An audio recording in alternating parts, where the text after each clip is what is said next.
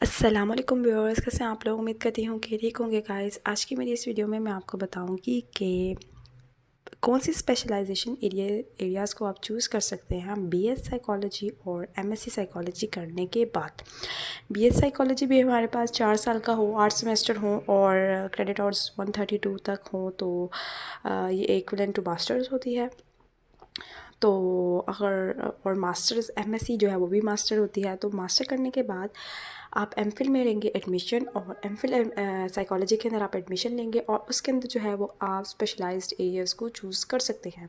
लेकिन बहुत से हमारे पास जो है ना स्टूडेंट्स, उनको नहीं पता होता है कि कौन से स्पेशलाइज्ड एरियाज़ को हम चूज़ कर सकते हैं, मतलब कौन कौन से हमारे पास अवेलेबल हैं। बेसिकली मैं यहाँ आपको ये बताऊँगी कि अवेलेबल कौन कौन से हैं, ठीक है। क्योंकि हमें तो ये पता होता है कि जी क्लिनिकल और काउंसलिंग साइकोलॉजी है, तो नहीं, इससे भी ज़्यादा बढ़कर हमारे पास जो है वो साइकोलॉजी के अंदर मौजूद है स्पेशलाइज्ड एरिया।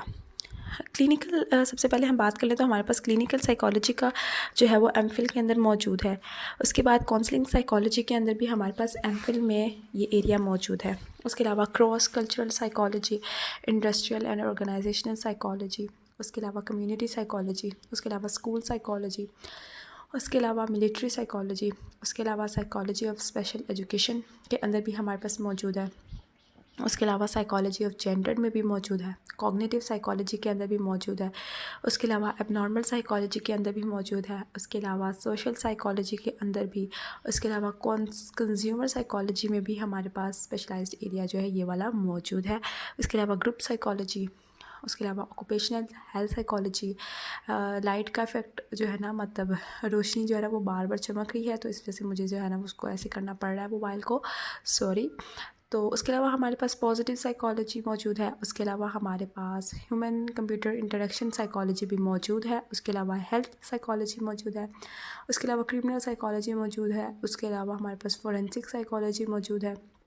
उसके अलावा हमारे पास इन्वायरमेंटल साइकोलॉजी मौजूद है और स्पोर्ट्स साइकोलॉजी मौजूद है। ये स्पेशलाइज्ड एरिया हमारे पास एमफिल साइकोलॉजी के अंदर मौजूद होते हैं, ठीक है। अब ये यूनी टू यूनी वेरी करता है कि कौन सी जो है वो आपको यूनी वेरी करता है कि कितने उनके पास एरियाज़ मौजूद हैं और कितने वो आपको उठाने के लिए बोलते हैं, यानी कि कौन से आपको मतलब कितने उठाने के लिए बोलते हैं, चूज़ करने के लिए बोलते हैं। ये यूनी टू यूनी वेरी करता है, ठीक है। तो हमारे पास ये बहुत ज़्यादा जो है वो स्पेशलाइज्ड एरिया मौजूद हैं। अगर आप बात करें कि अगर आप स्कूल साइकोलॉजी को जो है वो उठा लें, एमफिल साइकोलॉजी के अंदर स्कूल साइकोलॉजी के एरिया को आप अगर उठा लें और उसको आप जो है वो फर्दर करें, तो आप स्कूल साइकोलॉजिस्ट के तौर पर काम कर सकते हैं। इसलिए इसी के अलावा अगर आप पॉजिटिव साइकोलॉजी को एमफिल साइकोलॉजी के अंदर जो है वो उठाते हैं, तो पॉजिटिव साइकोलॉजिस्ट के तौर पर भी आप काम कर सकते हैं। याद रखिएगा, यूनी टू यूनी वेरी करता है। किसी के पास हो सकता है किसी यूनी के अंदर सारे ये प्रोग्राम्स सारी ये एरियाज़ मौजूद ना हो, किसी के पास सारे भी हो सकते हैं। कितनी की चॉइसेस हैं ये भी यूनी टू यूनी वेरी करता है, ठीक है। तो जब आप एमफिल में जाएंगे तो आपको तमाम चीज़ें जो है समझ आ जाएगी। मेरा मकसद था ये वीडियो बनाने का कि मैं आपको ये बता सकूँगी क्लिनिकल साइकोलॉजी और काउंसलिंग साइकोलॉजी के अलावा भी हमारे पास बहुत से एरियाज़ मौजूद हैं साइकोलॉजी के अंदर। सो उम्मीद करती हूँ कि आपको मेरी ये वीडियो पसंद आई होगी। मिलती हूँ मेरी नेक्स्ट वीडियो में, तब तक के लिए अल्लाह हाफिज़।